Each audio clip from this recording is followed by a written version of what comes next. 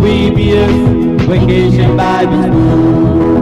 Lockdown समय हम स्तुति करेंगे, यीशु को हर समय पूजा करेंगे, कोरोना को देखकर डरेंगे नहीं, आशा के साथ हम प्रार्थना करेंगे।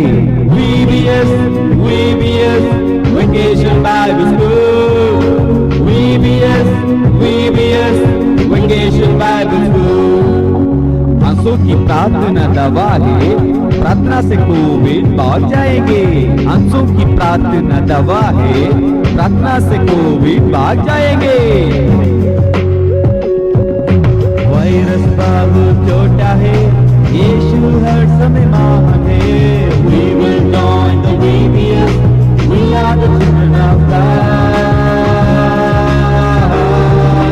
VBS Vacation Bible School। VBS Vacation Bible School।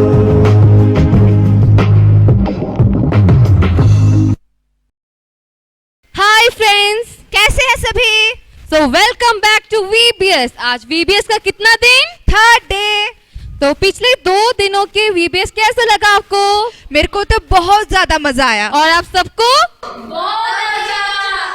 तो दोस्तों, हम अपना VBS का प्रोग्राम स्टार्ट करने से पहले वंशिका दीदी आपके लिए प्रेयर करेगी। सभी अपनी आंखों को बंद करके हम प्रार्थना करेंगे। तो सभी मेरे साथ प्रार्थना करेंगे। हालेलुया खुदावन परमेश्वर, खुदावन पिछले 2 दिन से परमेश्वर आपने प्रभु हमारी VBS टीम को आशीष किया, उसके लिए धन्यवाद परमेश्वर खुदावन। आज भी जितने बच्चे उन सबको आशीष कीजिए परमेश्वर, जो हमें देख रहे हैं प्रभु सबको अनुग्रह कीजिए प्रभु जी। आपने अब तक हम सबको संभाला, तेरा कोटि कोटि धन्यवाद करते। सबको आशीष कीजिए आज के दिन में, और हमें परमेश्वर एंजॉय करने के लिए ब्लेस कीजिए यीशु मसीह के नाम से, आमीन आमीन। VBS का थीम क्या था? आओ देखो। और फर्स्ट डे का VBS थीम क्या था? परख कर देखो। सेकंड डे ऑफ VBS क्या था? रिश्तों को देखो। आज का VBS का थीम क्या है? अरे वो तो आपने बताया ही नहीं। अभी मैं बताती हूँ आपको। सजावट को देखो। सजावट को देखो। सभी बोलो, सजावट को देखो। सजावट को देखो। अभी हम ये थीम एक्शन के साथ करेंगे। वंशिका दीदी आपके लिए एक्शन करके दिखाएंगे। Are you ready? सजावट को देखो। सजावट को देखो। दोस्तों, VBS का थीम तो हमने सीख लिया। अभी हम आज का VBS वचन पढ़ेंगे। Are you ready? VBS Intellectual Bible School। VBS Intellectual Bible School। दोस्तों, मेरे पीछे पीछे बोलना। पवित्रता से शोभायमान होकर यहोवा को दंडवत करो। यहोवा को दंडवत करो। हे सारी पृथ्वी के लोगों, हे सारी पृथ्वी के लोगों, उसके सामने कामते रहो। उसके सामने कामते रहो। एक बार फिर से बोले। पवित्रता से शोभायमान होकर यहोवा को दंडवत करो। हे सारी पृथ्वी के लोगों, उसके सामने कामते रहो। अभी हम इस वचन का एक्शन करेंगे। Are you ready? अभी वंशिका दीदी आपके लिए एक्शन करके। पवित्रता से शोभायमान होकर यहोवा को दंडवत करो। हे सारे पृथ्वी के लोगों, उसके सामने कामते रहो। एक बार फिर से करते हैं। पवित्रता से शोभायमान होकर यहोवा की दंडवत करो। हे सारे पृथ्वी के लोगों, उसके सामने कामते रहो। अभी सभी अपने स्थानों पर खड़े होके हम ये एक्शन करेंगे। Are you ready? पवित्रता से शोभायमान होकर यहोवा के सामने दंडवत करो। हे सारे पृथ्वी के लोगों, उसके सामने कामते रहो। VBS Intellectual Bible School। VBS Intellectual Bible School। अभी इस वचन का और एक्शन का वीडियो करके आपने व्हाट्सएप नंबर पर सेंड करना है, ओके? क्योंकि आपका ये जो आप करते हो उसका पोस्ट आपको इंस्टाग्राम में देखने को मिलेगा। We be us in the virtual Bible school. We be us in the virtual Bible school. हाय दोस्तों, सारे कैसे हो?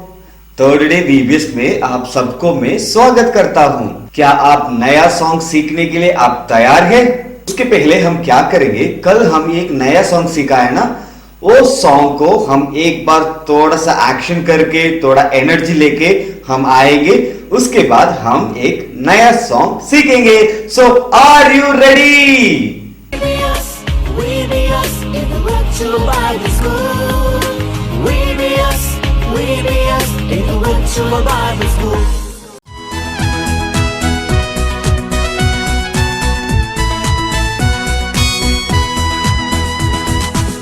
हे छोटे बच्चों, हे प्यारे बच्चों, यीशु के पास तुम आओ।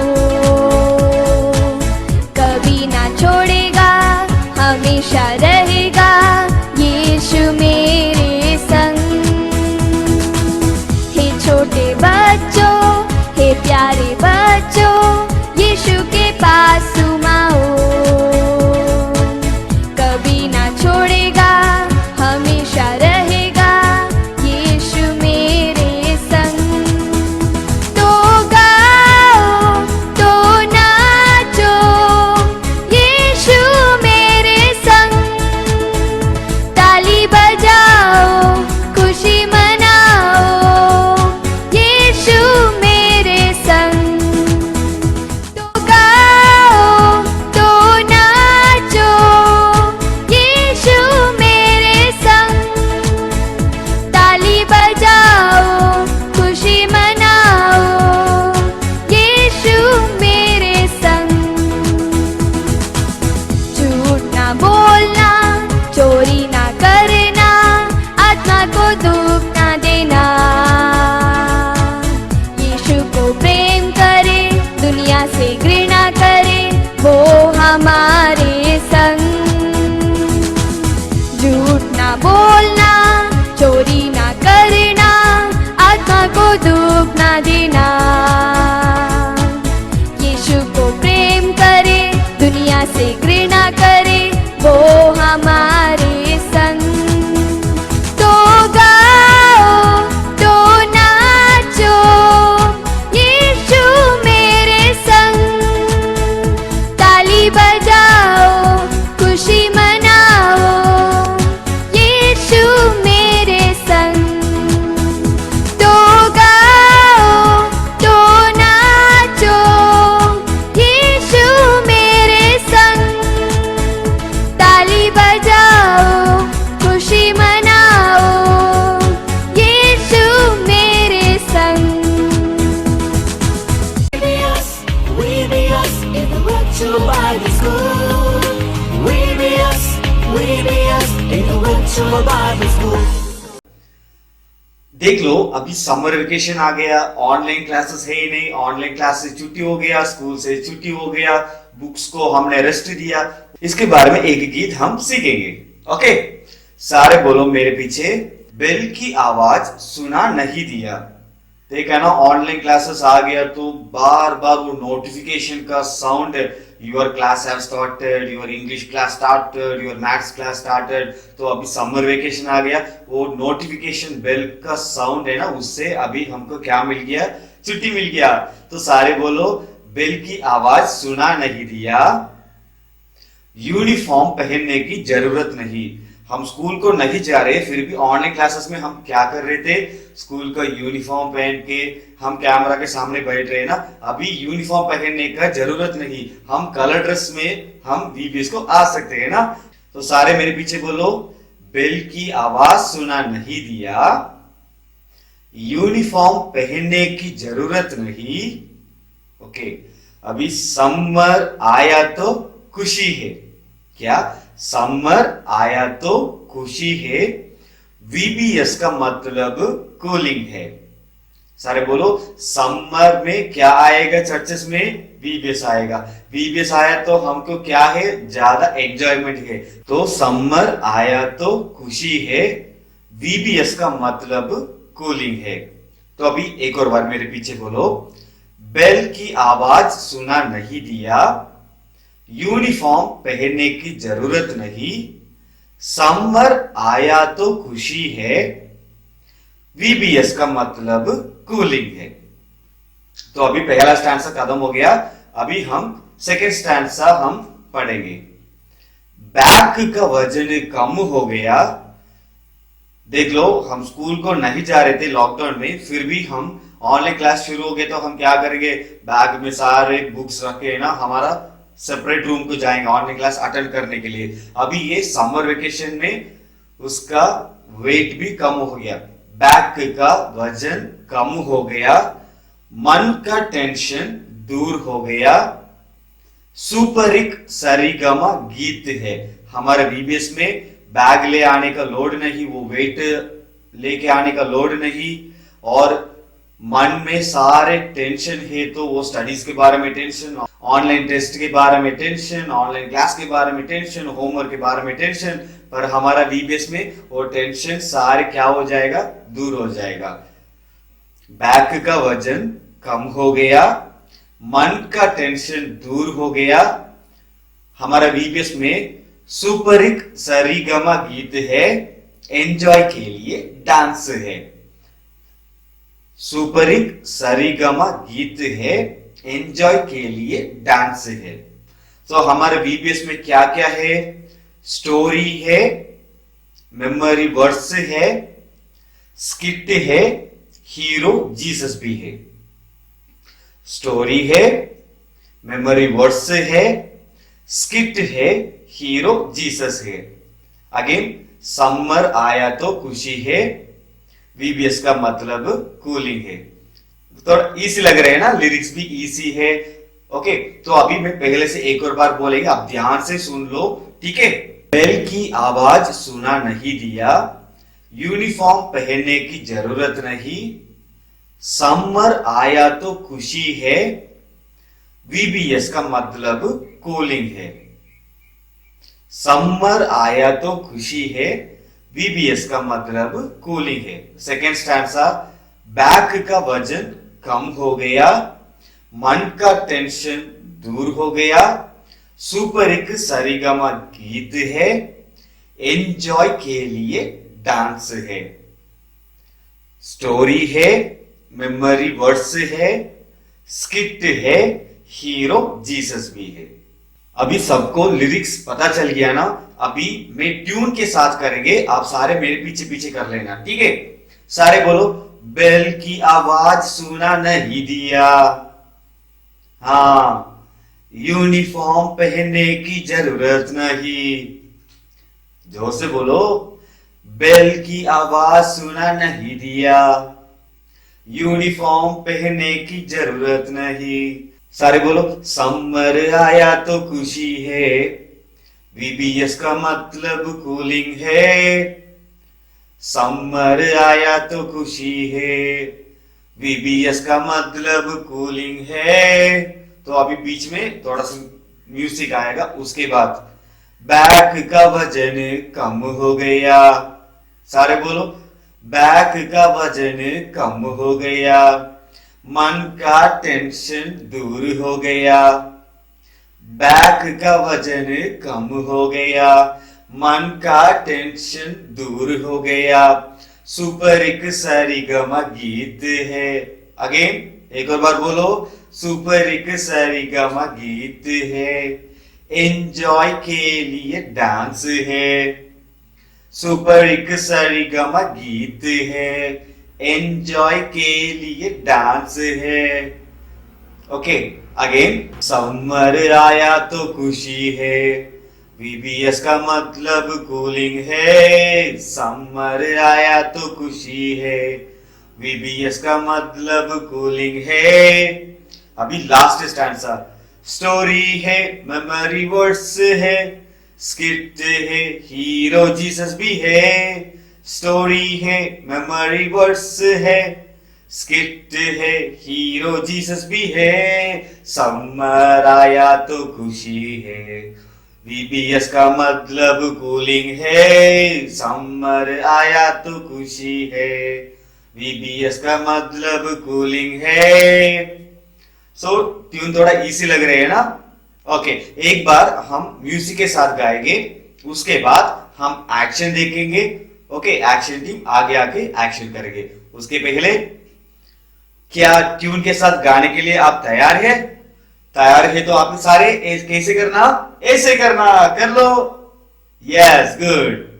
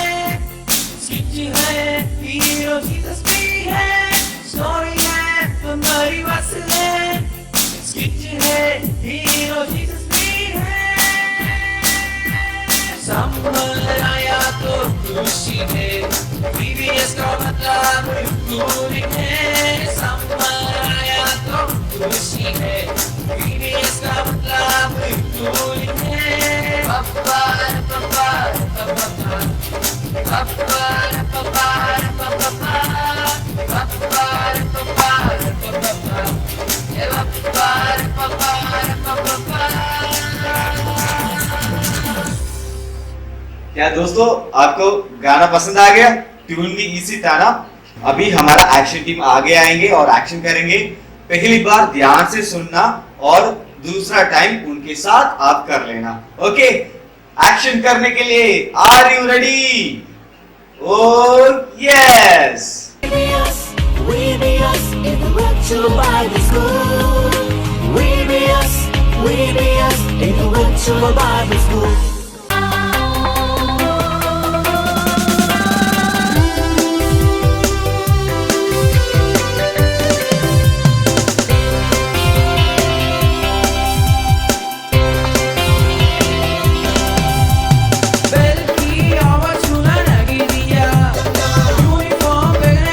जरूरत लगी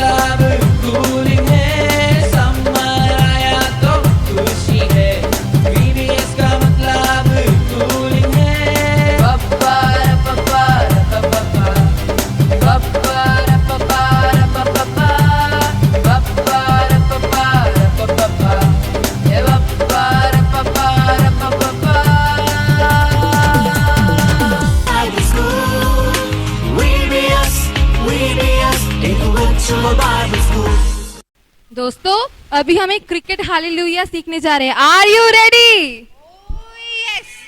सो फ्रेंड्स, क्रिकेट किस किस को पसंद है? मुझे पता है आप सबको पसंद है। पिछले महीने आईपीएल था तो आप सब टीवी के सामने बैठे हुए थे क्रिकेट देखने, है ना?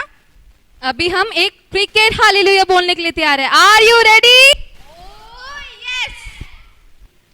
हा ले लू या। सो अभी हम सब इकट्ठे करेंगे, ठीक है? हा ले लू या। दोस्तों, अपनी क्रिकेट हालेलुया सीख लिया? अभी हम स्टोरी सुनने के लिए जा रहे हैं। Are you ready? We be us in the virtual Bible school. We be us in the virtual Bible school. Hello बच्चों, क्या एक नया कहानी सुनोगे? अगर आप सुनना चाहते हैं तो आप इस प्रकार कीजिए। क्या आप सुनना चाहते हो? वेरी गुड, हम मिलकर इस कहानी को सुनेंगे।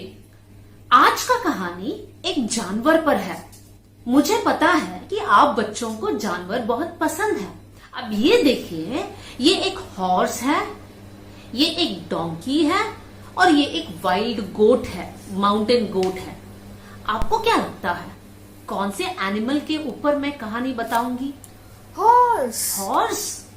नहीं, मुझे पता है आपको हॉर्स पसंद है, लेकिन फिर भी आज की कहानी हॉर्स के ऊपर नहीं है। फिर से आप गेस कीजिए। डोंकी। जी, बिल्कुल सही कह रहे हो आप। आज का कहानी डोंकी के ऊपर है। आइए मिलकर इस डोंकी की कथा को हम सुनेंगे।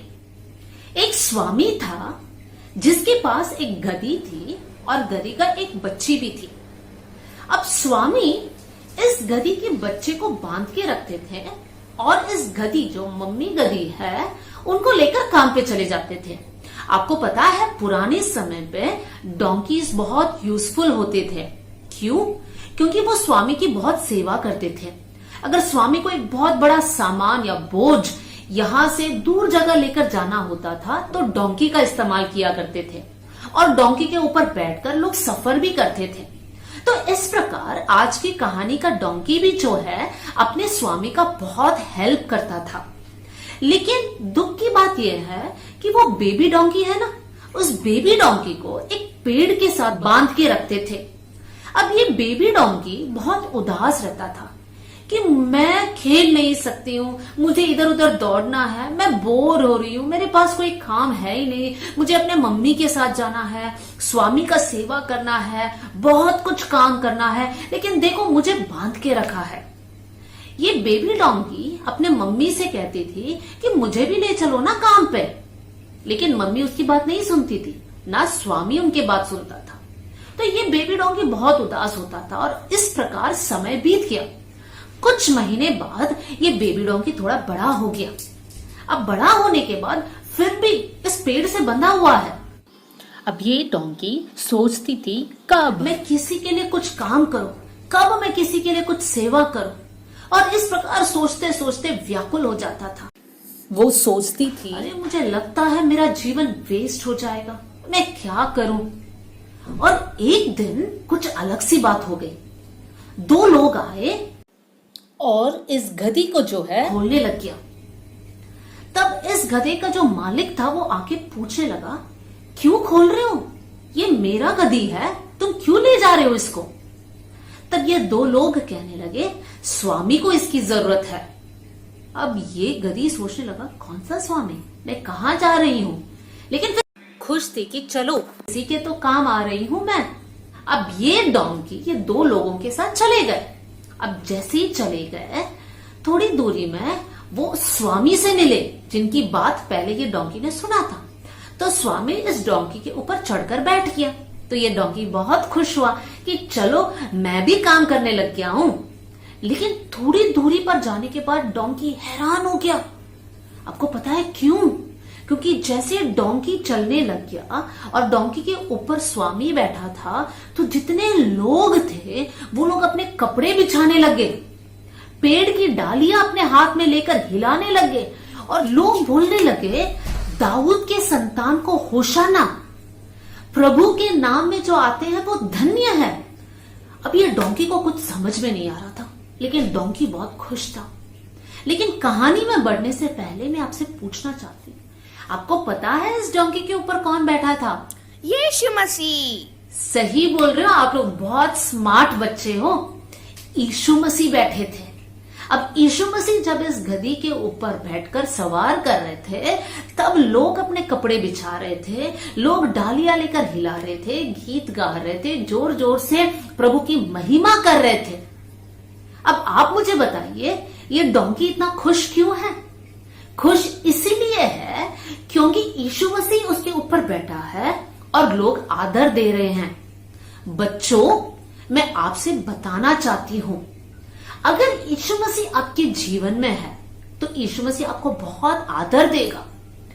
आज शायद से आप दुखी होंगे, बोर हो रहे होंगे कि मेरे पेरेंट्स बहुत स्ट्रिक्ट है, मुझे मूवी नहीं दिखा रहे हैं, मुझे जो है मोबाइल में ज्यादा समय नहीं दे रहे हैं, इस प्रकार आप सोच रहे होंगे। लेकिन मैं एक बात बताना चाहती हूँ, अगर आप अपने मम्मी पापा के आज्ञाकारी होकर रहेंगे और अच्छे से बढ़ोगे और यीशु मसीह को अपने जीवन में अपनाओगे, एक दिन परमेश्वर आपको ऐसे स्थान में उठाएगा कि सब लोग आपको आदर देंगे। इसलिए आपको क्या करना है बच्चों?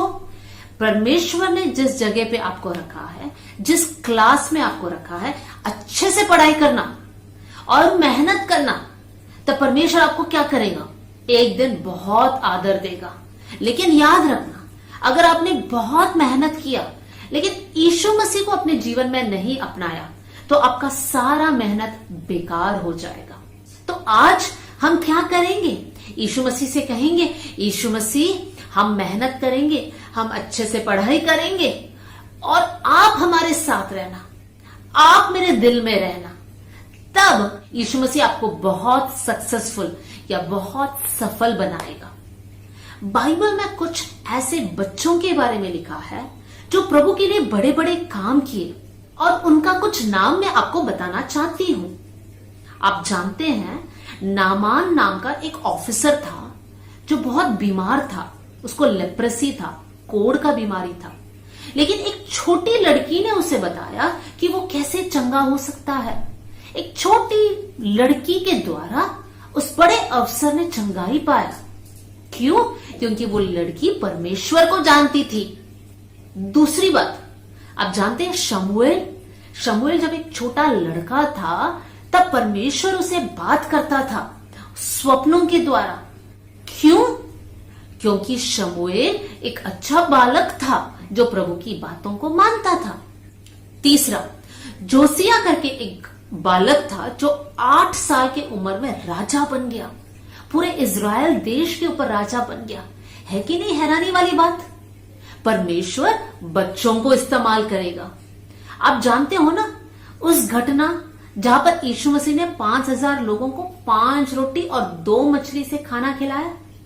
वो 5 रोटी और 2 मछली किसके पास था?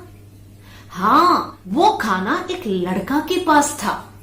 तो बच्चों, मैंने बाइबल में से 4 बातें बताया जहां से आप सीख सकते हैं कि परमेश्वर बच्चों को भी इस्तेमाल करेगा। इसलिए बच्चों, आप प्रार्थना करना कि परमेश्वर मेरे जीवन में जो कुछ है वो आपका दान है।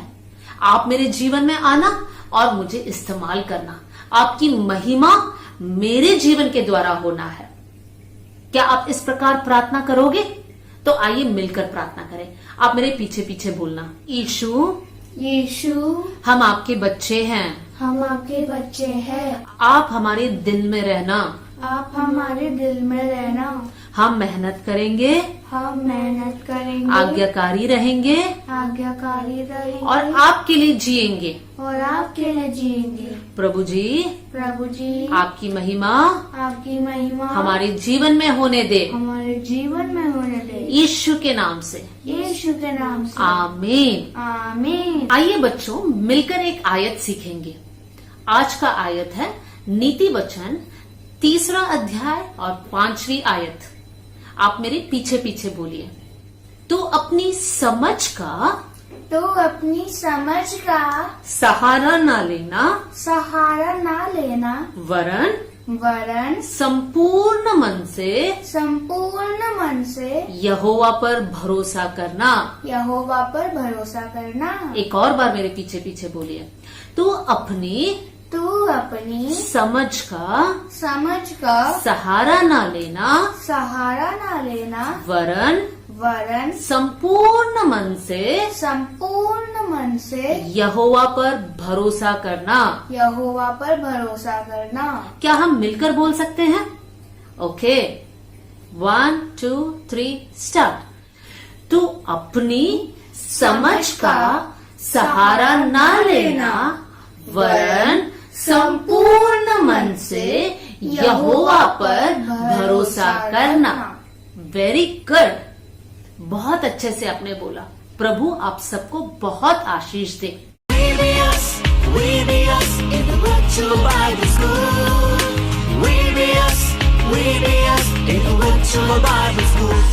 हे अर्षा, इतना टाइम हो गया, अब हम बाइबल टूर पे चले? हाँ दोस्तों, बाइबल टूर पे जाने के लिए तैयार हो? We be us in the virtual Bible school. We be us in the virtual Bible school.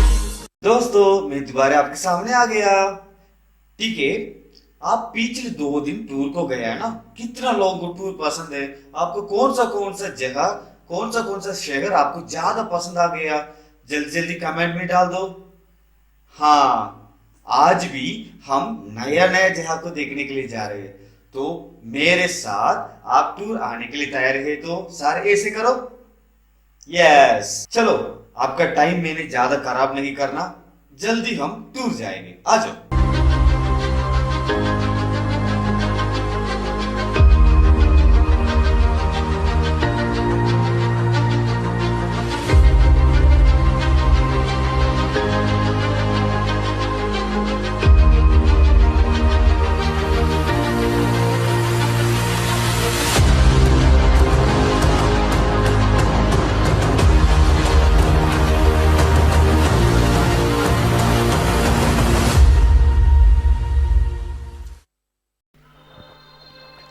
दोस्तों, अभी आप देखने वाला चर्च मिडिल ईस्ट चर्चेस में एक बड़ा चर्च है। देखने के समय पता चल गया ना वो कितना बड़ा है। पहली बार मरियम को स्वर्गदूत गब्रियल ने मिलकर ये कहा, मरियम तू गर्भस्त्री होगी और तू एक पुत्र उत्पन्न होगा, तू उसका नाम यीशु रखना। वो स्थान इस स्थान है। देखो दोस्तों, स्वर्ग का दूत इस दुनिया में कहाँ आया, उस जगह को मैं आपको लेकर आया।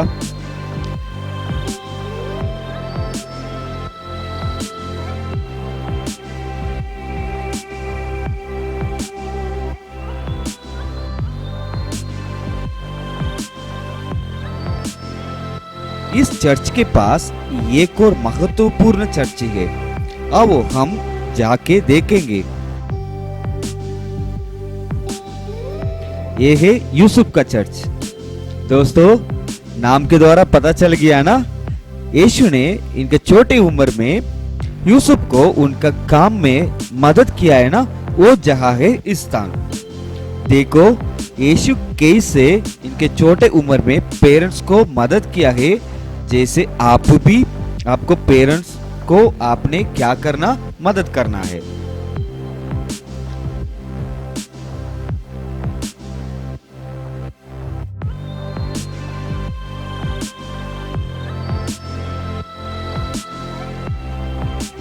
ओके, अभी हम दूसरा जगह को जाएंगे। क्या दोस्तों, आपको ज्यादा भूख लग रहे हैं ना? अभी हम जाने वाला जगह में ज्यादा ढाबा भी है, उधर जाके हम खाएंगे।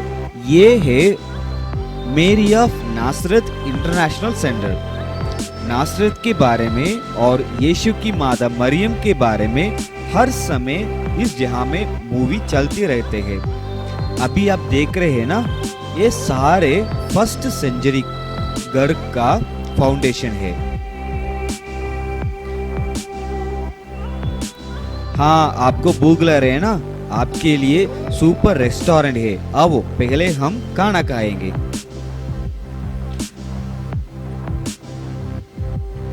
ये चर्च है मेंसा क्राइस्ट। यीशु जी उठाने के बाद चेलों के साथ बैठ के इधर ही रोटी खाया है।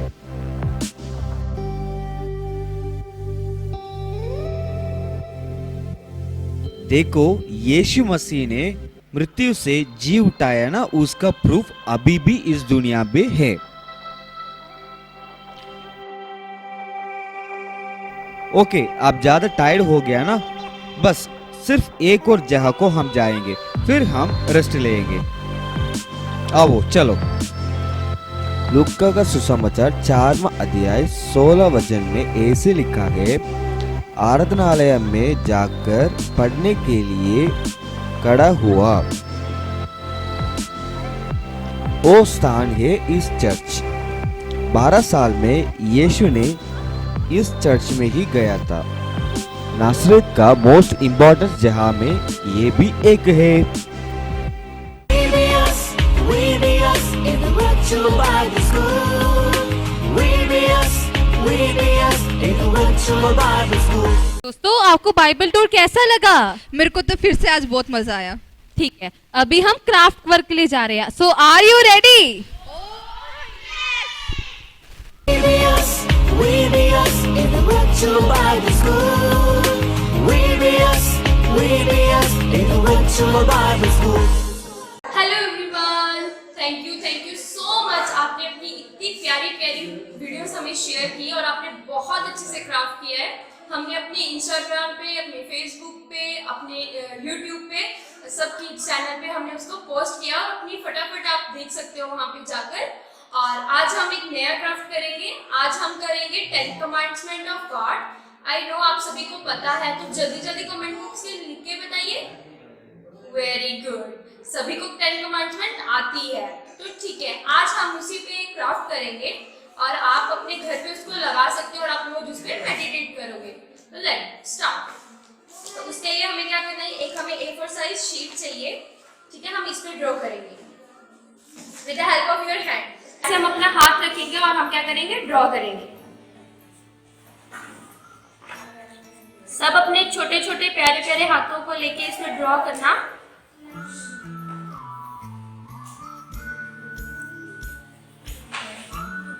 हम लोगों ने काफी बार अपने हैंड से ऐसे पेपर पे ड्रॉ किए होंगे, ठीक है। ऐसे बनाएंगे और हम दूसरा हाथ, अगर आपसे खुद बनता है तो ठीक है, वरना आप मम्मा की हेल्प ले सकते हो, अपने ब्रदर सिस्टर की हेल्प लेके बना सकते हो।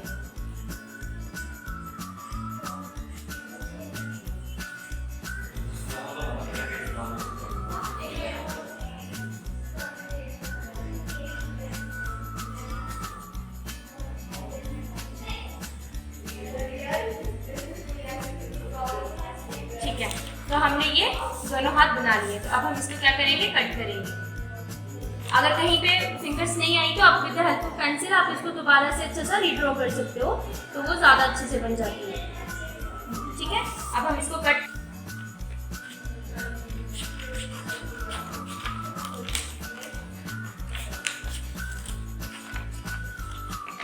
बहुत नाइसली हमें कट करना है इसको।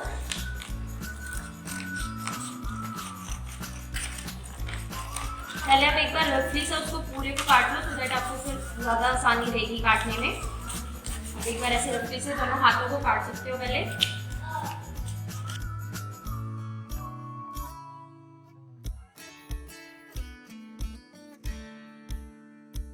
आप ऐसे ही पहले एक बार रफली सा काट सकते हो, फिर हम क्या करेंगे, इसको आराम से सारी इसको काटेंगे।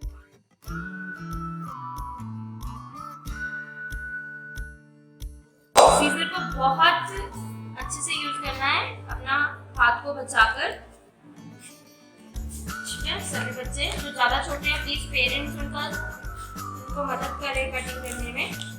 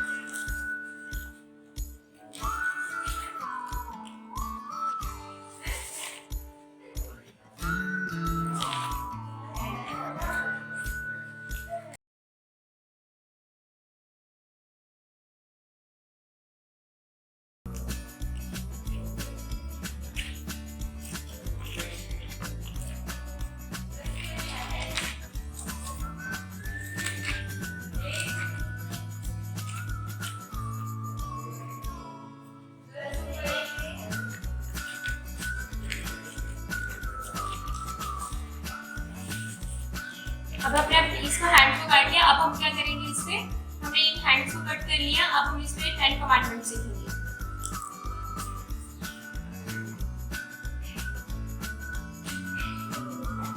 सारे 10 कमांडमेंट सीखो इस पे।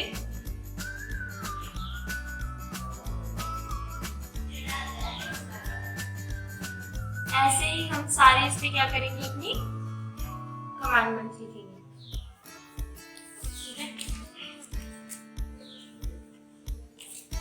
तो ये कुछ इस तरह बन जाएगा। 10 कमांडमेंट सीख के ये कुछ ऐसा लगेगा। ठीक है, अब हमें क्या करना है, अपने सभी ने लिख लिया। हाँ, तो अभी हमें क्या करना है, इसको एक व्हाइट पेपर के ऊपर पेस्ट करना है।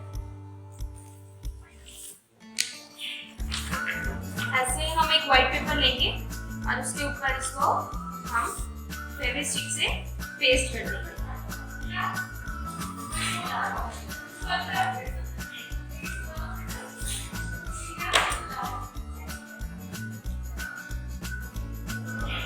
फेविस्टिक से हम इसको अच्छे से पेस्ट कर देंगे।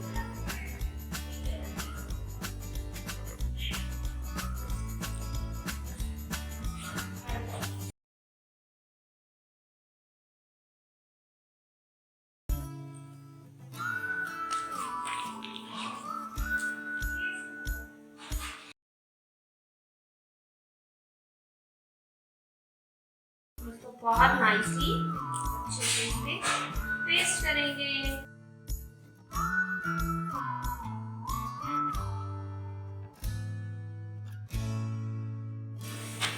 डन। तो ये हमारी 10 कमांडमेंट रेडी हो गई है। आप इसको अपने बेडरूम में लगा सकते हो। रोज सुबह उठ के इस पे मेडिटेट करना है। जिसने बना लिया है वो जल्दी जल्दी अपना वो हमारे व्हाट्सएप ग्रुप पे इसको सेंड करें और हम उसको पोस्ट करेंगे। Bye bye. VBS in the virtual Bible school. VBS in the virtual Bible school. So friends, आपको क्राफ्ट कैसे लगा आज का? मुझे तो बहुत अच्छा लगा। ठीक है, अब हम चलेंगे अवेयरनेस वीडियो पे। VBS in the virtual Bible school. VBS in the virtual Bible school.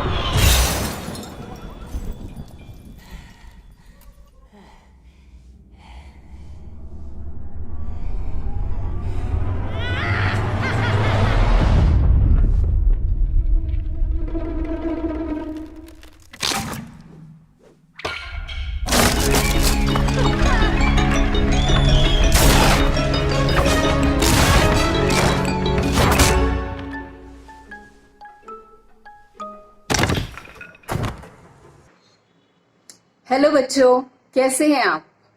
और आज मैं आपके साथ कुछ बातों को शेयर करने के लिए आई हूँ। वो इस प्रकार से है, जैसे कि आप सब जानते हैं, एक ह्यूमन बीइंग के अंदर बहुत प्रकार के इमोशंस होते हैं और उसमें से एक इमोशन ऐसा है जो हमारे जीवन को बढ़ने से रोकता है। यानी कि मैं आपके साथ एंगर के विषय में बात करना चाहती हूँ, यानी कि मनुष्य के अंदर आने वाले क्रोध के बारे में। और बच्चे होने के नाते आप लोगों को कई बातों में गुस्सा आता होगा, आता है ना। और जैसे कि जब हम मम्मी पापा हमें कुछ बातों में हमें डांट लगाते हैं तब हमें गुस्सा आता है, टीचर्स हमें डांट देते हैं, या फिर हमारे जो फ्रेंड्स हैं अगर वो हमारा कहना नहीं मानते या कोई ऐसी बात कर देते हैं तब हमारा उनसे झगड़ा हो जाता है, तब भी हमें कई प्रकार से गुस्सा आ जाता है। तो इस प्रकार से आज मैं आपको बताना चाहती हूँ किस प्रकार से इस गुस्से का रिजल्ट क्या है, क्या होता है इससे, और ये हमारे जीवन में कितना नुकसानदायक है। गुस्सा करना जरूरी भी है, लेकिन परमेश्वर का वचन बताता है हमें गुस्से में पाप नहीं करना। और अगर जैसे कि मैं आपको बताना चाहती हूं, यदि हम गुस्से को बढ़ाएंगे अपने अंदर, हम अपने हृदय को कठोरता में ले जाते हैं, हम किसी को क्षमा नहीं कर पाते। वो हमारे माता पिता हो सकते हैं, हमारे टीचर्स हो सकते हैं, हमारे गुरु लोग हो सकते हैं, और हमारे फ्रेंड्स भी हो सकते हैं, हमारे रिलेटिव्स भी हो सकते हैं, हमारे पड़ोसी भी हो सकते हैं। और इस कारण से जब हम जानते हैं हम परमेश्वर के बच्चे हैं, और परमेश्वर के बच्चे होने के नाते हम परमेश्वर की आशीषों के वारिस भी हैं। और परमेश्वर जिस प्रकार से हमें सिखाया है प्रार्थना करने के बारे में, तो हमारी प्रार्थनाओं का उत्तर रुक जाता है। तो इस प्रकार से स्पिरिचुअली हमारी ब्लेसिंग्स का रुक जाना बहुत ही नुकसानदायक है। और जैसा कि अगर हम याकूब की पत्री पढ़ेंगे, बाइबल हमें किस प्रकार से सिखाती है, याकूब पहला अध्याय और उसका जब 19, 20 और 21 वचन को पढ़ते हैं, वहां पर कुछ कैरेक्टर्स के बारे में जो एक मनुष्य के अंदर होना है, परमेश्वर कैसे चाहता है, उन बातों के बारे में हम सीखते हैं। और वहां पर लिखा है इस प्रकार से 19, 20 और 21 वचन में कि तुमने किस प्रकार से जीवन में आगे बढ़ना है। सुनने के लिए हमें तैयार रहना है, लेकिन बोलने के लिए बहुत कम शब्दों का प्रयोग करना है, और इसके साथ साथ गुस्से पर भी काबू रखना है। यानी कि उस सेल्फ कंट्रोल को हमें चाहिए, पेशेंस हमें चाहिए। तो इस इमोशन के ऊपर कैसे हमने विजय पाना है, हम बाइबल में पढ़ते हैं यीशु मसीह को भी एक समय में गुस्सा क्रोध आया था, और जब वो मंदिर में प्रवेश किया, वहां पर जो लोग बिजनेस को कर रहे थे, परमेश्वर ने उन बातों को वहां पर गुस्से में आकर उनके उस सामान को उठाकर फेंक दिया। लेकिन वो अलग बात है, क्योंकि वो परमेश्वर के मंदिर के विषय में बातचीत हो रहा है। लेकिन हम भी परमेश्वर का जो शरीर है, वचन बताता है हमारे अंदर कौन वास करता है, पवित्र आत्मा वास करता है। यदि क्रोध में हम जलते रहेंगे, गुस्से से भरे रहेंगे, एक कहना मानने वाला आत्मा हमारे अंदर नहीं होगा, तो हम कभी भी परमेश्वर की ब्लेसिंग्स को रिसीव नहीं कर पाएंगे। तो आज हम अपने जीवन में कैसे आगे बढ़ना है, हमारे अंदर, हम सब जानते हैं हम परमेश्वर के बच्चे हैं। परमेश्वर का कैरेक्टर कैसा है, परमेश्वर का कैरेक्टर कैसा है, बाइबल बताती है। इवन कि हम जानते हैं होली स्पिरिट ने हमें जीवन में प्रकट किया किस प्रकार से परमेश्वर दयालु है, ही इज मर्सीफुल गॉड, और वो अनुग्रहकारी है, he is most gracious God, और उसके साथ साथ he is very slow to anger, और वो क्रोध करने में विलंब करता है, धीर है, रुक जाता है। क्यों? ताकि हमारे ऊपर सजा ना आए। इसलिए परमेश्वर के वचन के अनुसार हम जीवन में कैसे आगे बढ़ सकते हैं, उन बातों को हम अपने जीवन में लेना आवश्यक है। क्योंकि अगर क्रोध की अग्नि में हम अंदर ही अंदर जलते रहेंगे, तो हमारी आत्मा से वो शांति निकल कर चला जाता है जो परमेश्वर हमें देना चाहता है। यानी कि हमें पवित्र आत्मा के फलों में बढ़ना आवश्यक है। आप सब जानते हैं पवित्र आत्मा के फल कौन सी किताब में लिखे हैं? गलेशियंस यानी कि गलातियों 5 का 22 वचन में हम किस प्रकार से आत्मा के फलों के बारे में पढ़ते हैं। और आत्मा के फल यानी कि पवित्र आत्मा जब हमारे जीवन में आता है तो कई बातों में हम नम्र और दीन हो जाते हैं, बन जाते हैं, क्योंकि यीशु मसीह का स्वभाव हमारे अंदर आना शुरू करता है। क्योंकि जब हम यीशु मसीह के बच्चे हैं, यीशु मसीह ने हमें एक हेल्पर दिया है। वो कौन है? पवित्र आत्मा। पवित्र आत्मा जब हमारे जीवन में आया, उसके फलों से वो हमें भरता है, यानी कि प्रेम, आनंद, शांति, धीरज, कृपा, भलाई, नम्रता, विश्वास, संयम, ऐसे ऐसे फल हमारे जीवन में जब प्रकट होते हैं तो हमारे जीवन को देखकर कई लोगों का जीवन बदल जाता है। हम स्पिरिचुअल वे में भी आगे बढ़ना है, फिजिकली भी आगे बढ़ना है, और सेकुलर रूप से भी अगर हम जहां पर भी स्कूल में हो, कॉलेजेस में हो, कहीं भी हो, हम जीवन में जब आगे बढ़ते हैं, पवित्र आत्मा हमारे अंदर बढ़ना है, पवित्र आत्मा के फल हमारे अंदर बढ़ना है।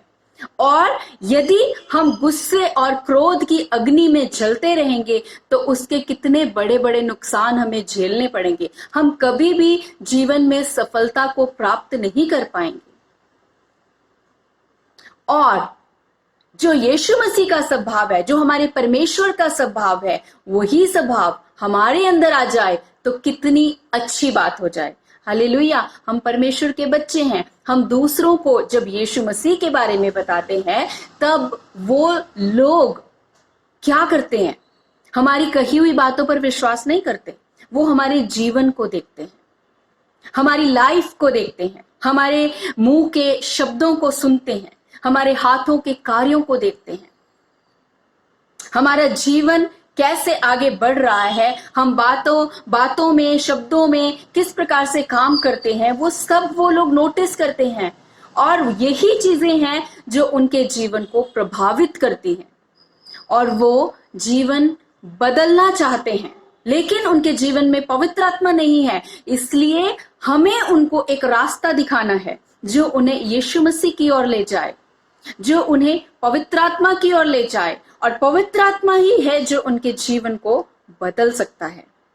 तो आज जब मैं आपको एंगर के विषय में सिखाना चाहती हूं, हमें गुस्सा और क्रोध जो हमारे मन में उत्पन्न होता है, ये नेचुरल है, ये नेचुरल है। हम भी जब बच्चे थे हमें भी गुस्सा आता था, टीचर्स के ऊपर भी आया, पेरेंट्स के ऊपर भी आया, दोस्तों के ऊपर भी आया। लेकिन जब यीशु मसीह को जीवन में आया, जब यीशु मसीह हमारे जीवन में आ गया, पवित्र आत्मा ने हमें सिखाया कैसे उसमें हमें नम्र और दीन स्वभाव में बढ़ना है। वो गुस्सा, क्रोध जो दूसरों के प्रति है, एक माफ करने वाला हृदय हमारे अंदर जब आया तो हमने माफ करना शुरू किया। और जब हम दूसरे से प्रेम करते हैं, दूसरे को माफ कर देते हैं, तो वहां गुस्सा और क्रोध की कोई बात हमारे हृदय में नहीं रह जाती और परमेश्वर का एक शांति हमारे अंदर आ जाता है। तो इसी प्रकार से हम इस क्रोध अग्नि को तभी अपने हृदय से हटा सकते हैं, पवित्र आत्मा हमारा सहायक है, वो हमें हेल्प करेगा, because he is our helper, he is our great comforter. वो हेल्प करेगा, लेकिन उसके लिए हमें क्या करना पड़ेगा? हमें कहना मानना पड़ेगा, हमें एक ओबीडियंस में चलना पड़ेगा। माता पिता हमारे कैसे भी क्यों ना हो, कैसे भी क्यों ना हो, कितना भी हमारे ऊपर अत्याचार भी क्यों ना करते हो, फिर भी उनकी अधीनता में रहना इफिसियों की पत्री हमें सिखाती है, पतरस की पत्री हमें सिखाती है। उनकी अधीनता में चलना, उनका कहना मानना, यही हमारा कर्तव्य है। और यीशु मसीह ने भी इसी प्रकार से, जब वो बचपन में था, बचपन से जब वो बड़ा हुआ, हम उसके विषय में पढ़ते हैं, वो परमेश्वर और मनुष्य के अनुग्रह में बढ़ता गया, परमेश्वर के डील डॉल में बढ़ता गया, बुद्धि और ज्ञान में परिपूर्ण होता गया। तो ये ब्लेसिंग्स जो हमें स्वर्ग से मिलती हैं, वो कैसे आएंगी? वो इसी प्रकार से आती हैं जब हम ओबीडियंस में चलेंगे। और इस क्रोध के ऊपर हम तभी काबू पा सकते हैं जब हम परमेश्वर के पवित्र आत्मा को उससे मांगेंगे। तो मेरा विश्वास है मैंने जो आपसे बातें किया आज गुस्से के ऊपर और कैसे हम उसके ऊपर विजय पा सकते हैं, जैसे यीशु मसीह इस संसार में था वैसे ही हम भी उसके बच्चे हैं। तो परमेश्वर आपको आशीष करे। May God bless everyone. Thank you so much. We be us in the virtual Bible school. We be us in the virtual Bible school. So friends, आज आपने अवेयरनेस वीडियो से सीखा कि गुस्सा नहीं करना है, ठीक है। सो आप सबने भी गुस्सा नहीं करना है, आप सबने प्यार से रहना है और हमेशा खुश रहना है। गुस्सा कभी नहीं करना, क्योंकि गुस्सा हमारे सेहत के लिए अच्छा नहीं होता। दोस्तों, अभी हम नेक्स्ट प्रोग्राम पर चलते हैं जो है missionary story. So are you ready? We be us in the virtual Bible school. We be us in the virtual Bible school. आज हम एक ऐसे मिशनरी के बारे में देखेंगे जिनके जीवन ने मुझे बहुत ही प्रभावित किया। वो है एमी कारमाइकल। 20वीं सदी के मिशनरियों के बीच एमी कारमाइकल का नाम और काम बहुत ही प्रसिद्धि पाया हुआ है। एमी कारमाइकल ने लगभग 55 साल भारत में सेवा की, 1895 से लेकर 1951 तक। उनके सेवा काल के दरमियान एमी ने डोनाहुर फेलोशिप की स्थापना की, जहां पर गरीब और अनाथ बच्चों की सेवा की जाती थी और उनको उच्चतर शिक्षा भी दी जाती थी, यह सोचकर कि ये बच्चे जो कलियों के समान हैं, खिलने से पहले ही मुरझा न जाए।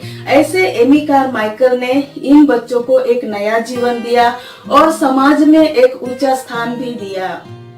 एमी कारमाइकल के जन्म और उसके बचपन के बारे में देखेंगे। एमी कारमाइकल का जन्म 1867 में उत्तर आयरलैंड के मिलिस्ले नामक एक छोटे से गांव में हुआ था।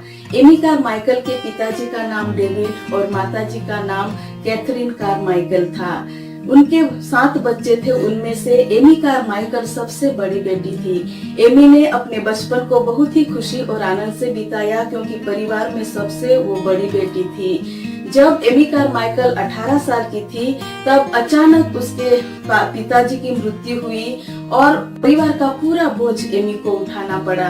अब एमी को अपनों को भी संभालना था, अपने माता को और अपने भाई बहनों को भी संभालना था। एमी के पिता के मृत्यु के बाद एमी कारमाइकल को रॉबर्ट विल्सन ने अपनी बेटी की तरह मान लिया और उसको संभाला, जो कैस्विक कन्वर्शन के सह उत्पादक थे। एमी कारमाइकल की सेवा की बुलाहट के बारे में देखेंगे।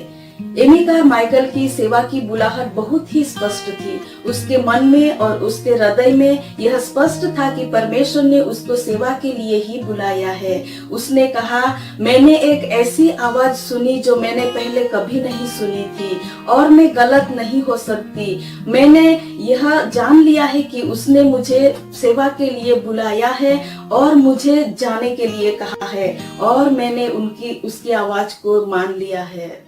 परमेश्वर ने एमी से ये भी कहा कि जो कोई अपनी जान बचाना चाहेगा वो उसे खोएगा, और जो उसे मेरे लिए खोना चाहेंगे वो उसे पाएंगे।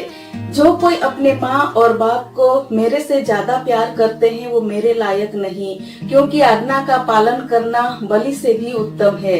इन बातों ने एमी के जीवन में बहुत ही गहराई से काम किया।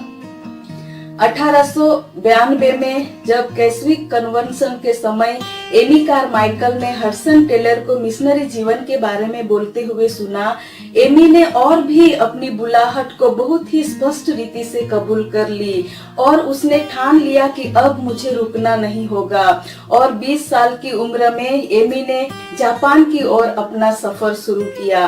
15 महीनों तक जापान में एमी ने सेवकाई की। जापान में सेवा के दरमियान एमी कारमाइकल ने यह महसूस किया कि परमेश्वर ने उसे जापान के लिए नहीं लेकिन किसी और जगह के लिए बुलाया है। और एक बार फिर से परमेश्वर ने एमी कारमाइकल के साथ पहला कुरिन्थी उसका 3 अध्याय 12 से लेकर 14 आयत के द्वारा बात की कि एक दिन हर एक का काम प्रकट किया जाएगा, क्योंकि एक दिन आग के साथ प्रकट होगा और वह आग हर एक के काम को परखेगी कि कैसा है। इन बातों के द्वारा एमी कारमाइकल को और भी सेवकाई को तन और मन से करने के लिए प्रोत्साहित किया।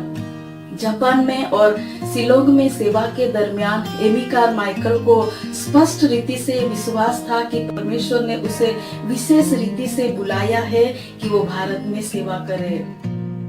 एमी कारमाइकल ने परमेश्वर की आज्ञा को मान लिया और साउथ भारत में डोनाउर फेलोशिप की स्थापना की। एमी की प्यार भरी अगुवाई से डोनाउर फेलोशिप हजारों के लिए आश्रय स्थान बन गया, नहीं तो पता नहीं क्या होता उन बच्चों और महिलाओं का। एमी की भारत में सेवकाई। एमी का काम खास तौर पर जवान महिलाएं और बच्चों के बीच में था।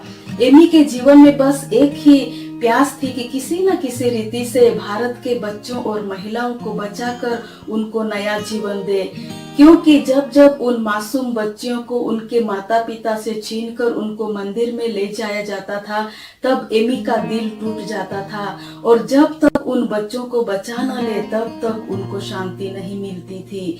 सिर्फ एक बच्चे को बचाने के लिए एमी माइलों दूर पैदल जाती थी और भारत के गर्म सड़कों पर एमी अपने शरीर पर कॉफी लगाकर वो जाती थी, यह सोचकर कि कोई उसे विदेशी महिला जान न ले। और इस तरह महिलाओं को और बच्चों को बचाने के लिए एमी हर गली में जाकर उनको छुड़ाकर अपने स्थान में ले आती थी ताकि उनकी देखभाल करे।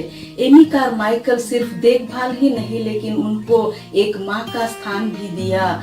और 1913 में एमी कारमाइकल ने 12 साल के बाद 130 बच्चों को ऐसे छुड़ाकर अपनी जगह में रखा और वो बच्चों की संख्या हर साल बढ़ती जाती थी। इस तरह एमी कारमाइकल ने हजारों बच्चों को और महिलाओं को छुड़ाकर उनको डोनाउर फेलोशिप में रखकर माँ की तरह उनकी सेवा की। आपके साथ एमी ने 35 पुस्तकें भी लिखी जिनका अलग अलग भाषा में भी अनुवाद किया गया है और काफी लोगों के लिए आशीर्वाद का कारण है। एक बार एमी भारत में आने के बाद वो वापस कभी अपने देश नहीं लौटी। अपनी माता और अपने भाई बहनों की भी परवाह न करते हुए एमी ने अपना सारा जीवन भारत में ही बिता दिया। भारत के बच्चों को और महिलाओं को बचाने के लिए एमी ने आखिरी सांस तक यहीं पर अपना जीवन दे दिया। कई बार उसको बहुत सारी चुनौतियों का भी सामना करना पड़ा। कई लोग उसे ये कहते थे कि एमी बच्चों को किडनैप करके ले जाती है और कई लोग कहते थे कि वो जिस बच्चों की खोज में है वो बच्चे संसार में है ही नहीं। और कई तरह के मानसिक तनाव से भी होकर एमी को गुजरना पड़ा, लेकिन फिर भी एमी के साथ परमेश्वर था और जय देने वाला परमेश्वर उनकी हर परिस्थिति में उसको जय दिया और उसको आगे बढ़ाया। और आज भी डोनाउर फेलोशिप हजारों मिशनरी बच्चों के लिए आशीर्वाद का कारण है। उच्च शिक्षा उनको दी जाती है और समाज में उच्च स्थान उनको दिया जाता है। परमेश्वर का धन्यवाद हो जिन्होंने एमी जैसे मिशनरी को हमारे देश में भेजा और भारत की देवदासियों को और वेश्याओं को बचाकर उनको नया जीवन दिया। सिर्फ नया जीवन ही नहीं लेकिन उन लोगों को स्वर्ग का वारिस भी बनाया। परमेश्वर के नाम की स्तुति हो और उसके नाम की महिमा हो।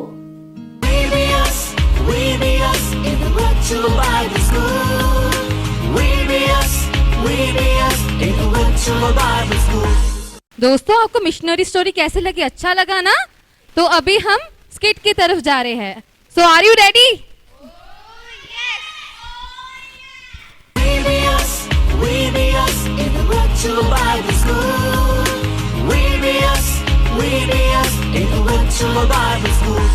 ने नया जन्म पाया है। यूहन्ना 3:3। यीशु ने निकोदेमुस को उत्तर दिया, मैं तुमसे सच सच कहता हूँ, यदि कोई नए सिरे से ना जन्मे तो परमेश्वर का राज्य देख नहीं सकता। यदि किसी व्यक्ति की मृत्यु बिना नया जन्म पाए हो जाती है तो इसका परिणाम क्या होगा? आइए इसे हम नाटकीय माध्यम से देखें। ऑफिस में पार्टी चल रही है। 3 लोग बात कर रहे हैं, जॉन, पीटर और शीला। ऑफिस के द्वारा न्यू ईयर की पार्टी आयोजित की गई। Hey John, Sheila, merry Christmas and happy new year. Same to you Peter. तेरे मुंह से कैसी बदबू आ रही है? ओए ढक्कन, यही तो लाइफ है। क्या बिना शराब के पार्टी खराब करने में लगा है? अच्छा शीला, ये ले ड्रिंक, तेरे एम्प्लॉय ऑफ द ईयर के नाम। थैंक यू पीटर, पर मैं इसे नहीं पीऊंगी। आइला, क्यों नहीं पिएगी? क्योंकि बाइबल कहती है हमारी देह पवित्र आत्मा का मंदिर है। परमेश्वर चाहता है कि हम उसे पवित्र, जीवित, भावता हुआ बलिदान करके चढ़ाएं। ओह, तुझे तो बिना पिए ही चढ़ गई। तेरा दिमाग सरक गया है क्या? बड़ी संत बन रही है। जॉन का तो मुझे पता है, ये तो पहले से ही संत है। तू क्यों दिखावा कर रही है? अरे वो पुरानी शीला कहाँ गई जो बड़ी कूल थी, दारू पीती थी और हमारे साथ नाइट क्लब जाती थी? क्योंकि जो मसीह में है वो एक नई सृष्टि है। पुरानी बातें बीत गईं और देखो वो सब नई हो गई। तुम सही कह रहे हो। पहले मेरे जीवन में ये सब बातें पाई जाती थी, लेकिन मैंने यीशु मसीह को जाना और नए जन्म का अनुभव किया। ओए नया जन्म वाली, वर्तमान में रहे और इसे तू पी ले। उसके बाद प्रभु से क्षमा मांग लेना। पीटर, प्रभु यीशु ने मेरे पहले के पापों को क्षमा कर दिया है, लेकिन प्रभु यीशु ने मुझे फिर से पाप करने का लाइसेंस नहीं दिया है और मैं प्रभु को शोकित नहीं करना चाहती। ओह, तुम दोनों तो मेरा इंजन गर्म कर रहे हो। सारा मूड ऑफ कर दिया।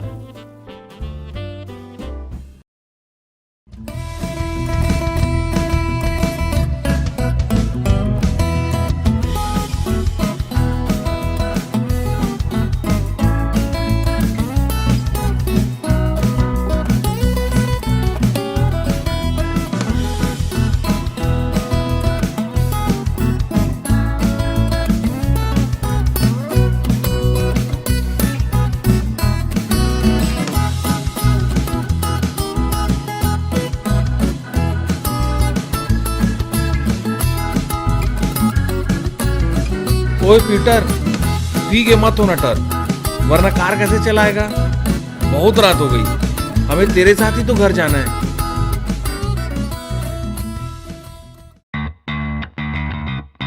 ऑफिस पार्टी के बाद वे तीनों पीटर के कार से घर जाने लगे। जॉन का घर नजदीक था। पीटर ने जॉन को घर छोड़ दिया। उसके कुछ समय बाद पीटर और शीला आगे ही बढ़े थे कि पीटर धीरे चला। अरे चुप रहे पगली, सुना नहीं है क्या कि डर के आगे जीत है? अब देख मैं कैसे ड्राइविंग करता हूँ। मुझे तेरी ड्राइविंग से बहुत डर लग रहा है। देख देख देख, काटा 100 के पार चला जा रहा है। पीटर!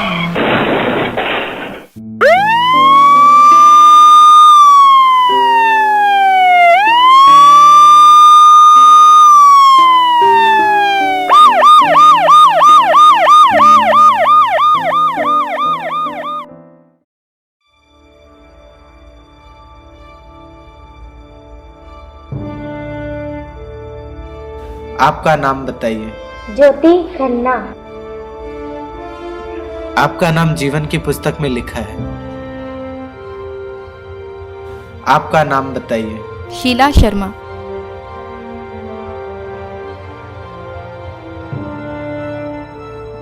आपका नाम जीवन की पुस्तक में लिखा है। आपका नाम बताइए। Peter Andrew Martin.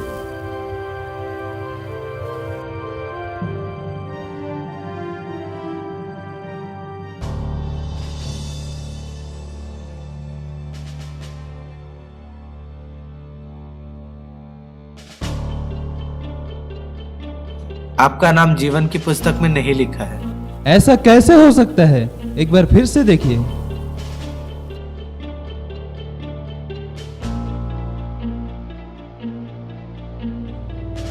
मैंने अच्छे से देख लिया है, आपका नाम जीवन की पुस्तक में नहीं लिखा है। लेकिन वो शीला, वो तो बहुत बुरी स्त्री थी और मैं तो पैदाइशी मसीह हूँ। आपने सही कहा। शीला का जीवन पहले बहुत बुरा था, लेकिन उसने अपने पापों को मानकर प्रभु यीशु मसीह के द्वारा नया जीवन पाया है और इसी कारण उसका नाम जीवन की पुस्तक में लिखा गया है। आप पैदाइशी मसीह तो थे, लेकिन आपने नया जीवन नहीं पाया। परिणाम स्वरूप आपका नाम जीवन की पुस्तक में नहीं लिखा है। बचाओ बचाओ बचाओ, कोई नहीं, रोको, मुझे छोड़ दो। मुझे कहाँ ले जा रहे हो? कहाँ ले जा रहे हो?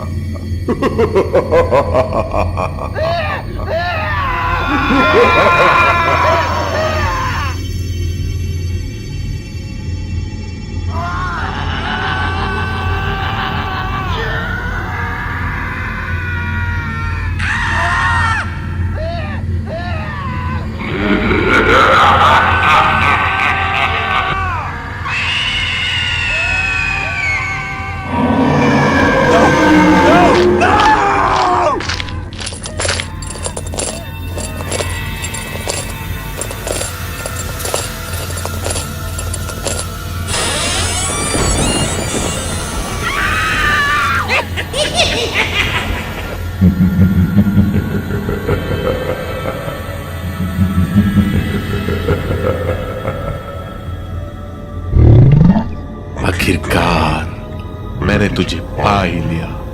मैंने तुझे तेरी सारी जिंदगी धोखा दिया और तू कभी सच नहीं जान पाया और इस जगह पे आ गया।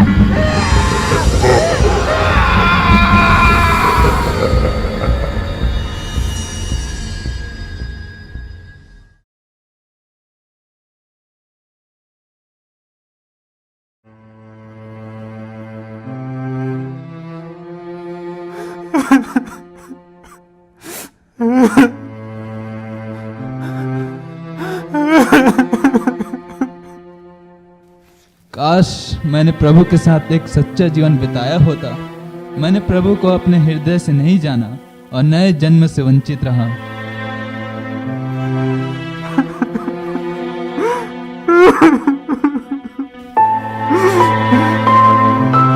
प्रभु, प्रभु यीशु, मुझ पर दया कर, मेरे पापों को क्षमा कर। मैं आपको उद्धारकर्ता करके ग्रहण करता हूँ।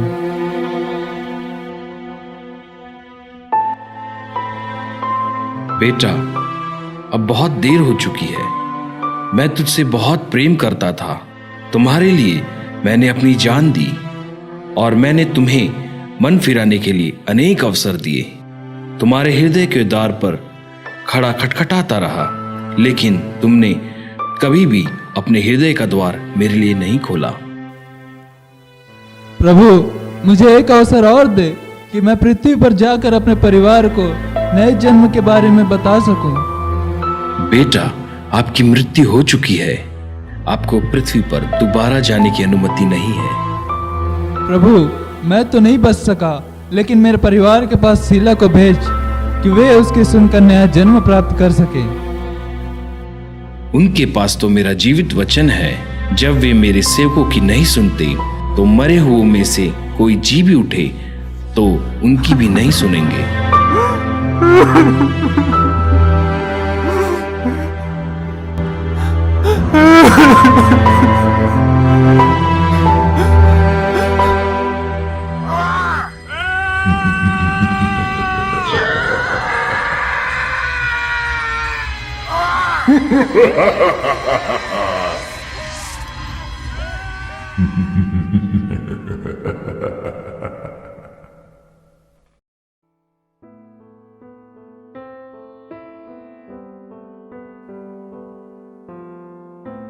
आपने इस नाटक में देखा कि कैसे एक मसीही परिवार में जन्मा व्यक्ति भी नया जन्म ना पाने के कारण अनंत काल के लिए प्रभु से अलग हो गया। चाहे मसीही हो या गैर मसीही, नया जन्म सभी के लिए आवश्यक है। यह तो एक नाट्य रूपांतरण था। प्रभु यीशु मसीह आज भी आपके हृदय के द्वार पर खटखटा रहे हैं। क्या आप अपने हृदय को कठोर करेंगे या उन्हें अपने हृदय में कार्य करने का अवसर देंगे। हो सकता है कि आप परमेश्वर से बहुत दूर हो, लेकिन परमेश्वर आपसे एक प्रार्थना की ही दूरी पर है, क्योंकि यशायाह 1:18 कहता है कि तुम्हारे पाप चाहे लाल रंग के हो तो भी वे हिम के समान उजले हो जाएंगे। लेकिन अब यह प्रश्न है कि क्या आपने नया जन्म पाया? सो फ्रेंड्स, आज हमने सॉन्ग्स, बाइबल वर्सेस और डिवोशन के बारे में बहुत कुछ सीखा है। सो जो भी हमने सीखा है उसको क्या करना है? आपने अपने मोबाइल पर रिकॉर्ड कर व्हाट्सएप नंबर पर सेंड करना है। हाँ। अभी हम अगले प्रोग्राम के लिए जा रहे हैं, puppet show. Are you ready? VBS in the virtual Bible school. VBS in the virtual Bible school.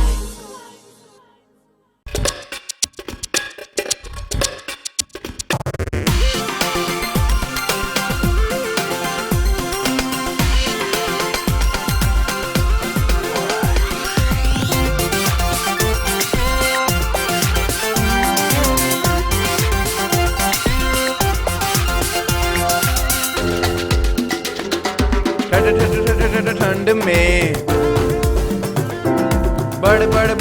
बढ़ रहे, ठंडी ठंडी ठंडी ठंडी हवा में ले रहे। ठंड में बढ़ रहे, ठंडी ठंडी ठंडी ठंडी हवा में ले रहे।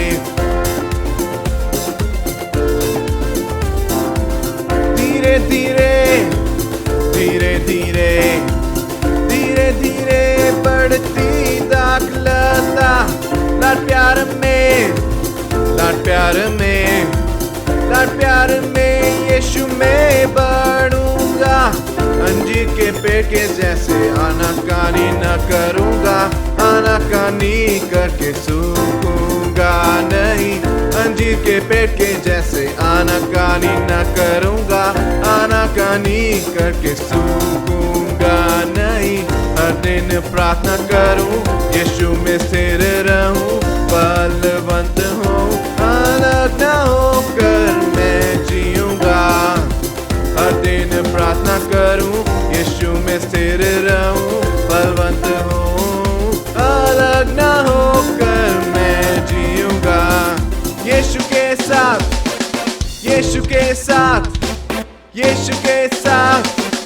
जीऊंगा। दोस्तों, क्या आप VBS को एंजॉय कर रहे हैं ना? हाँ, मैं भी आपके साथ ज़्यादा एंजॉय किया। हमने अवेयरनेस वीडियो में देखा, स्किट के द्वारा देखा, एक छोटा सा गुस्सा हमारे अंदर आया तो हमारा जिंदगी को, हमारा कैरेक्टर को कैसे खराब कर रहे हैं ना। तो दोस्तों, आज VBS के द्वारा आपने क्या सिखाया? हाँ, गुस्सा नहीं होना चाहिए। ठीक है, अभी मैं कुछ अनाउंसमेंट्स देने के लिए जा रहा हूँ। कल से हमारा क्विज कॉम्पिटिशन शुरू हो गया। काफ़ी बच्चों ने पार्टिसिपेट किया, कुछ बच्चों ने फुल मार्क्स लिया और कुछ बच्चों हमको क्राफ्ट, डांस, वजन सारे बोल के वीडियो बना के हमको भेज रहे थे। वो देखे ना, हमको ज़्यादा खुश है। तो आज से और बच्चे भी आपने क्या करना, घर में ये सारे बना के हमको भेजना। और याद रखना, क्विज कंपटीशन में जीतने वालों को जरूर प्राइज भी है। VBS का लास्ट प्रेयर के समय डिस्क्रिप्शन में हमने क्विज कंपटीशन का गूगल फॉर्म पोस्ट करेंगे। आपने VBS खत्म होने के बाद गूगल फॉर्म के द्वारा क्विज में पार्टिसिपेट कर सकते। सेम फेसबुक में भी हमने क्या करेंगे, कमेंट सेक्शन में लास्ट टाइम VBS खत्म होने का 1 मिनट के पहले हम गूगल फॉर्म का लिंक डाल के हमने पिन करेंगे। तो आपने क्या करना, VBS खत्म होने के बाद सिर्फ आपको 10 मिनट मिलेगा वो क्विज में पार्टिसिपेट करने के लिए। ठीक है बच्चों? और एक और चीज, कल भी हमारा VBS है, तो आप सारे क्या करना, आपका दोस्तों को भी ले आना है। और हमारा VBS YouTube लिंक है ना, वो आपने आपका दोस्तों को शेयर करना, क्योंकि आपका दोस्तों भी ये VBS के द्वारा ज्यादा बेनिफिट लेंगे। ओके दोस्तों, ठीक है, कल मिलेंगे आपको। Bye bye. सो आप सब ने पपेट शो को बहुत सारा एंजॉय किया होगा। सो अब हम ये वीवीएस को समाप्त करने से पहले एक छोटी सी प्रेयर करेंगे। अर्षा दी हमारे लिए प्रेयर करेंगे। Hallelujah hallelujah hallelujah. सर्वशक्तिमान दिव्य सुंदर परमेश्वर पिता, आपका धन्यवाद करते हैं हालेलुया आज के सुंदर समय के लिए जो आपने दिया था परमेश्वर। हालेलुया आज के प्रोग्राम में जो कुछ सीखा था परमेश्वर, हमें अच्छी तरह याद करने के लिए सहायता करना परमेश्वर। जो भी हमने सीखा है उसके अनुसार चलने के लिए हमें सहायता करना खुदा परमेश्वर। हालेलुया परमेश्वर, हमें हम हर एक जगह संभाल के रखना परमेश्वर के अभिषेक सामर्थ शक्ति आशीष के साथ हमें भर दे परमेश्वर। हालेलुया आगे के समय को आपके हाथों में सौंप देते। अभी हम समाप्त करने जा रहे हैं। सारे आदर जलाल महिमा आपके हाथों में सौंप देते। प्रभु यीशु के नाम से कबूल कर पिता, आमीन। तो दोस्तों अभी हम कल मिलते हैं, उससे पहले आप हमारे चैनल को सब्सक्राइब, शेयर, लाइक और कमेंट करना मत भूलना। So take care, bye bye.